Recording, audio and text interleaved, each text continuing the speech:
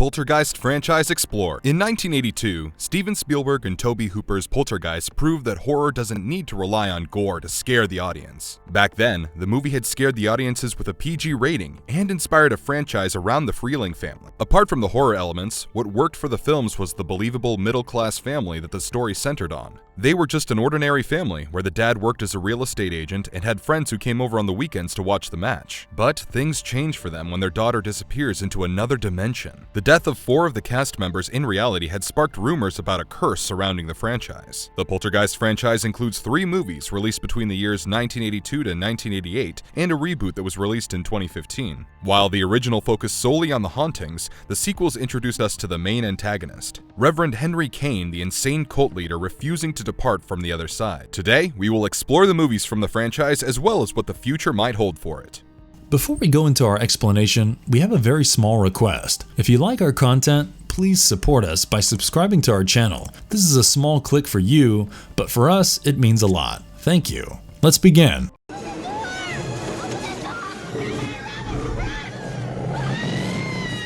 Number 1. Poltergeist, 1982. The Freelings were an ordinary American family living in the suburbs. Steve Freeling was one of the best real estate agents working for Teague. He was living in Cuesta Verde, in a house that looked identical to all the houses he used to sell. He lived with his wife and 3 kids, and his youngest daughter had a habit of sleepwalking. One night while sleepwalking, she started conversing with a static in the TV, as if talking to an imaginary friend. The next morning, Diane notices that Tweety, Carol Ann's pet bird, has died. She was just about to flush the bird down when Carol Ann walks in and insists on giving the bird a proper burial. Carol Ann awakens later that night and walks to the TV. An apparition emerges from the static on the TV and vanishes into the wall. It causes a violent earthquake that only affects the Freelings' house. Looking at the spectral manifestation, Carol Ann announces, "They are here," in an ominous manner.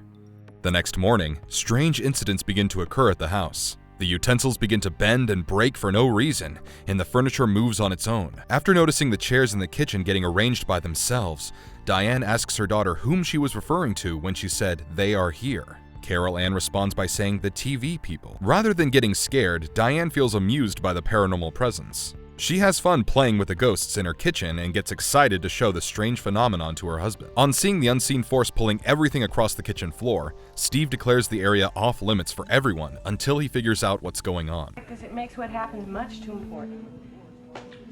No one's going in the kitchen until I know what's happening. During the night, Robbie gets scared of the thunderstorm, and in particular, the tree outside the window. He thinks that the tree is watching him, and feels uncomfortable with the thought of the tree knowing where he stays. The tree suddenly comes to life and grabs Robbie. While the family is busy rescuing Robbie from getting sucked into the tree, a tornado appears in the children's room and pulls Carol Ann into another dimension. They frantically search for their youngest daughter in every corner, including the pit of the swimming pool, but she is nowhere to be found. Robbie hears his sister's voice calling for their mother, but the sound was coming from the TV on a channel with no network. Desperate to find their daughter, Steve meets with a group of parapsychologists. Intrigued by the nature of paranormal activities occurring in the house, they decide to investigate the matter. The constant tornado in the children's room and Carol Ann's replies from the TV channel with no reception was beyond what they were expecting to find. They concluded that the house was not haunted, as souls rarely interfere with the living. Whatever was happening in the house could be the result of a poltergeist infestation. The group captures several oddities, including a number of spirits walking through old belongings of people falling through the ceiling. While searching the kitchen for food, Marty hallucinates worms coming out from the piece of meat. As he rushes to wash his face, the mirror shows his skin melting away. He snaps out of the visions but remains terrified. The parapsychologists leave to find more help while Ryan stays behind. The Freelings send Robbie and their dog to stay with his grandmother, and Dana leaves to stay with her friends. Worrying about Steve leaving the company, his boss arrives to check on him. As he shows Steve the plot for the development of the new phase, Steve finds out that their house was built over a cemetery. When? In 76. Right down there. The company had moved the cemeteries before constructing the new houses. The parapsychologists return with Tangina Barons, a spiritual medium. She senses that Carol Ann is alive and present in the house. Your daughter is alive and in this house. The spirits who were yet to enter the spectral light were haunting the house, feeling lonely and angry over seeing their loved ones grow up. Carol Ann emitted her own light, and her life force made the spirits believe that she is their salvation. Tangina also warns them about the malevolent presence who is To us, he is the beast. had been deceiving Carol Ann and keeping her close. On finding the entrance to the other dimension of the house, Diane is sent there to get Carol Ann before she walks into the light.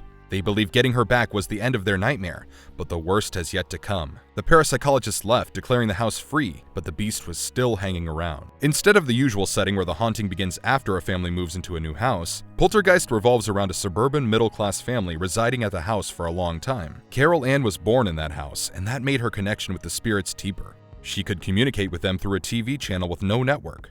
The moment she declares, "They are here," is enough to send chills down your spine. Written by Steven Spielberg and directed by Tobe Hooper, Poltergeist remains one of the most effective horror movies 40 years since its release. The quality of visual effects and computer graphics have evolved since the 80s. However, the simple effects of spectral manifestations coming from the TV or guarding the door to the children's room while Diane tries to save them are quite effective. The scene where Marty's face was melting is too grotesque to watch. From a tree that's trying to consume you to a swimming pool full of skulls, the movie gives you several reasons to be scared. The first installment in this franchise is the best out of them all.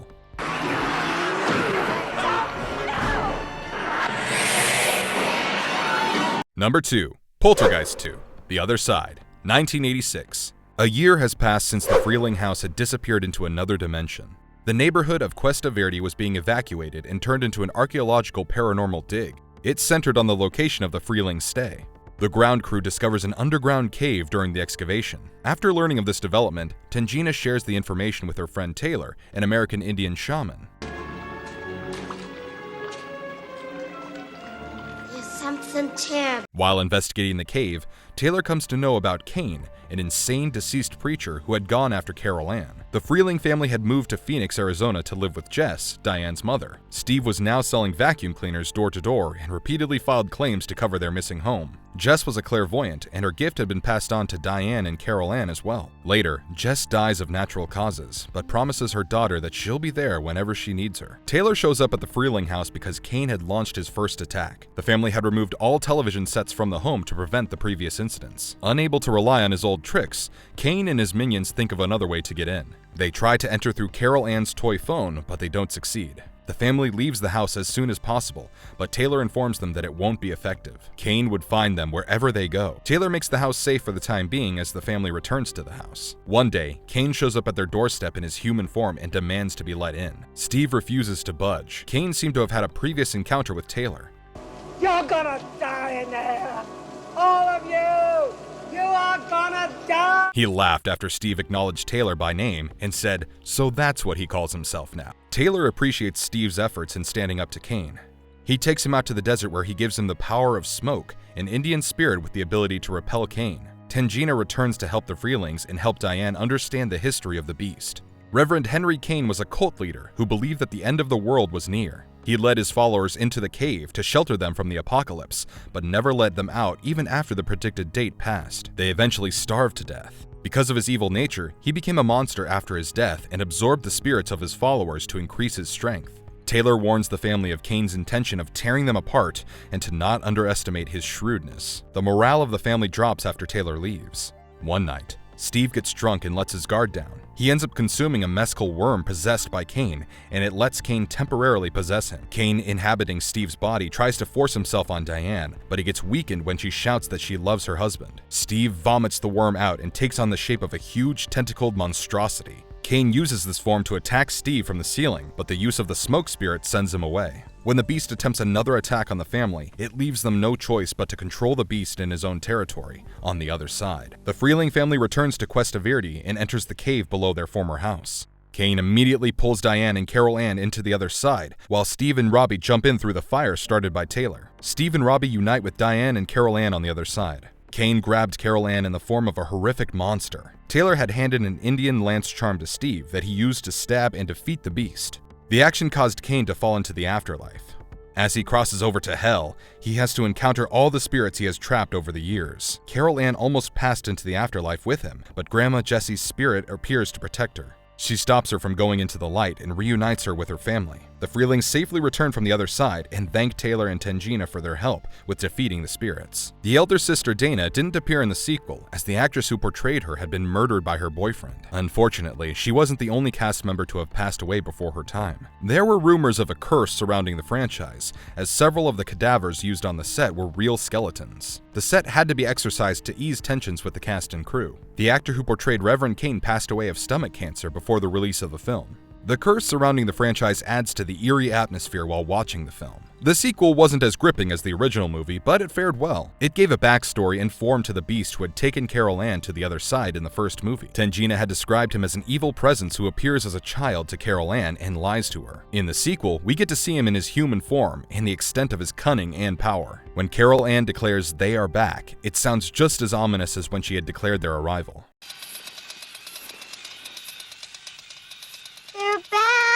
The fans of the original clearly felt the absence of Tobe Hooper and Steven Spielberg in The Other Side, but the film does hold up well because of the performance by Julian Beck as the insane priest. We're back. Number 3. Poltergeist III, 1988. Exhausted from constantly fighting Reverend Kane and his followers, Steve and Diane decide to send Carol Ann to live with her Aunt Patricia in Chicago. She moves to a skyscraper to stay with her aunt, Uncle Bruce, and cousin Donna. A month had passed since Carol Ann moved in, and she had befriended the window washer. One morning, he waves at Carol and descends a few flights after pressing the button on his rig. While she went to the window to check on him, the window washer looked up, revealing the face of Reverend Kane. Startled, she sits on her bed and fiddles with her speak-and spell when Aunt Pat walks into the room. She seemed to be living comfortably with her aunt's family, often taking turns in picking the breakfast and Oh no, not again. sharing laughs with one another. As Carol Ann waits for the elevator with her relatives, Donna makes a comment on how she dressed like she's going to the Arctic. The conversation shifts to how they plan to dress for Aunt Pat's art gallery opening. Seeing the elevator too crowded, Bruce offers his passkey to Carol Ann, and she proceeds to start the freight elevator. As the lights suddenly go out and the elevator comes to a halt, disembodied laughter can be heard before the elevator starts moving again. While they move to a regular elevator, a crack in the mirror between the shafts catches the attention of a passerby.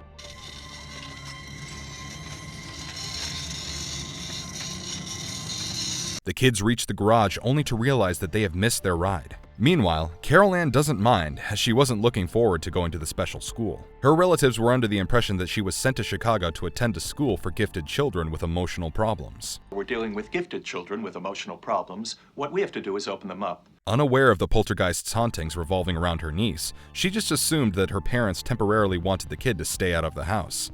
In the new school, Carol Ann was encouraged to discuss her paranormal experiences with psychiatrist and teacher Dr. Seaton. Skeptical about the stories, he assumes Carol Ann is delusional. The constant discussions about the past had enabled Reverend Kane to find her once again, and he returns from the limbo he was put in. Dr. Seaton didn't believe in ghosts and is convinced that Carol Ann is a manipulative child with the ability to perform mass hypnosis and convince people that they are under attack by ghosts. He thought of her as a troublemaker who creates mass hysteria. You think she's able to create some sort of mass hysteria? No, not really. It's more like mass hypnosis. Tangina senses that Kane is returned and decides to travel across the country to protect the child, as she always does. This time, instead of using a TV channel or a toy telephone, Kane takes control of reflective surfaces that torment Carol Ann. He drains the building of heat and takes over the mirrors that cause the reflections of the people to act on their own. Kane tries to possess Carol Ann when she's by herself in her room. He uses the reflection on the mirror to control her, as the reflection creepily announces, "We are back." We're back! While struggling to let go, she hears Tangina telepathically telling her to break the mirror, and she does so. She tries to escape by running through the garage, where she is spotted by Dana and Scott. Before they could help Carol Ann, they are pulled into the other side. The adults, Aunt Pat, Uncle Bruce, the skeptical Dr. Seaton, and the psychic medium Tangina gather at the high-rise.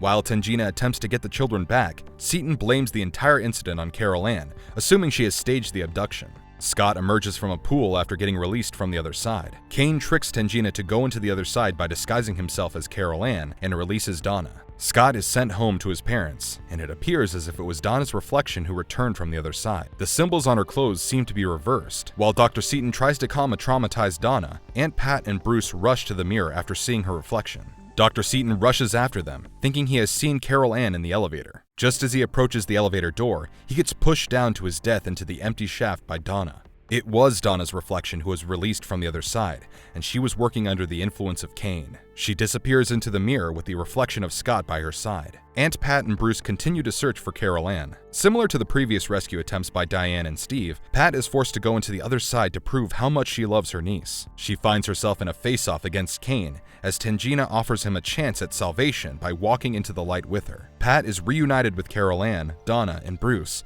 but Scott's fate remains a mystery. Heather O'Rourke, the actress portraying Carol Ann, passed away of a sudden illness after finishing her work on the film. Following her death, the film was temporarily shelved by the director during the post-production phase. The ending of the film had to be reshot using a body double because of intervention by the production house. The final film in the trilogy was dedicated to her memory. After Carol Ann changed her location from the suburbs to a high-rise in Chicago, Kane had to upgrade his approach to contact her by taking control of the mirrors in the building. Despite taking an innovative route, the film failed to recreate the essence of its predecessors. The Freeling family and their love for one another added depth to the previous films, whereas the urgency with Aunt Pat and her family understandably wasn't as intense. Even though the third part looks pale in comparison to the first two, it has its fair share of scares to be counted as a good horror movie. Those who remember watching the movie as a kid in the late 80s might recall being terrified to look at the mirror for quite some time.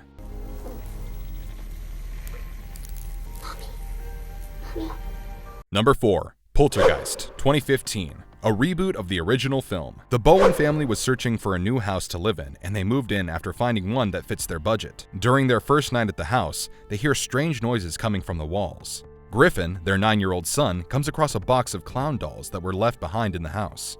The electricity in the house begins to flicker and malfunction in the middle of the night, as an invisible force seems to move through the house.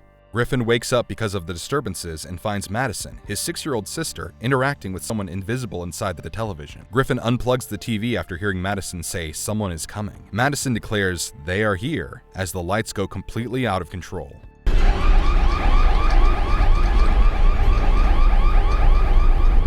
When their parents go out for dinner with their friends the following evening, they learn that their house was built over a burial ground. The graves had been moved to a different location. That development was built on a former cemetery. Oh, but they moved it, though. Yeah. The developers relocated the whole thing to Broxton Park. Back at the house, Kendra, their eldest daughter, hears strange noises coming from her phone. She enters one of the rooms to investigate the source, only to find the floor cracking and the hands of corpses rising as they begin to pull at her feet. Griffin gets spooked to see the clown dolls moving by themselves, and one of the dolls proceeds to attack him. Griffin somehow escapes from the room after destroying the doll and finds a frightened Madison crouched.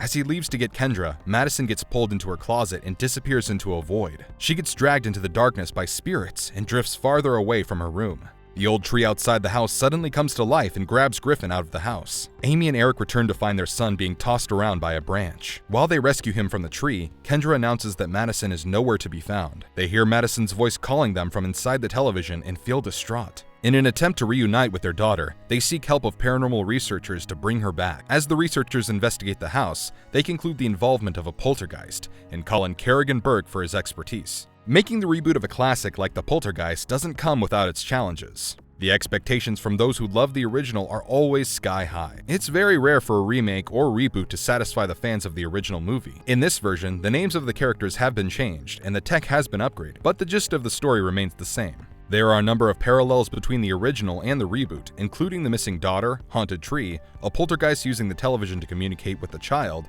the house being built on a burial ground, and a Joker toy that attacks the kid. In the original movie, Robbie was attacked by the Joker toy, which tried to strangle him. Even before the hauntings began, he was scared of how the toy looked at him, and would often cover his face with his jacket before going to bed. The Joker toy in the remake is slightly more sinister and continues to haunt Griffin. The reboot takes a lot of inspiration from the original, but it isn't an exact replica. It has rewritten the story to fit in with modern times. The reboot manages to scare you without relying too much on jump scares. You'll be satisfied with the reboot if you watch it without comparing it to the original.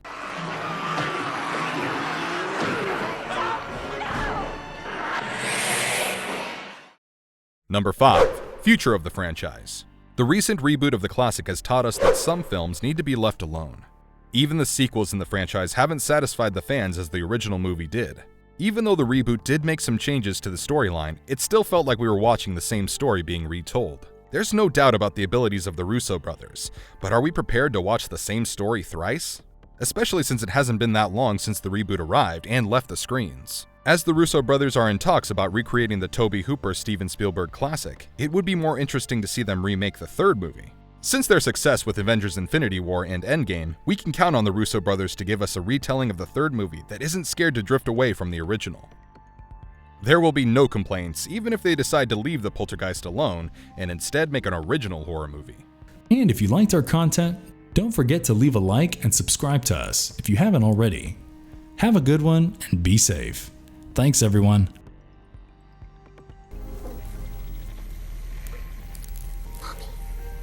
Mommy.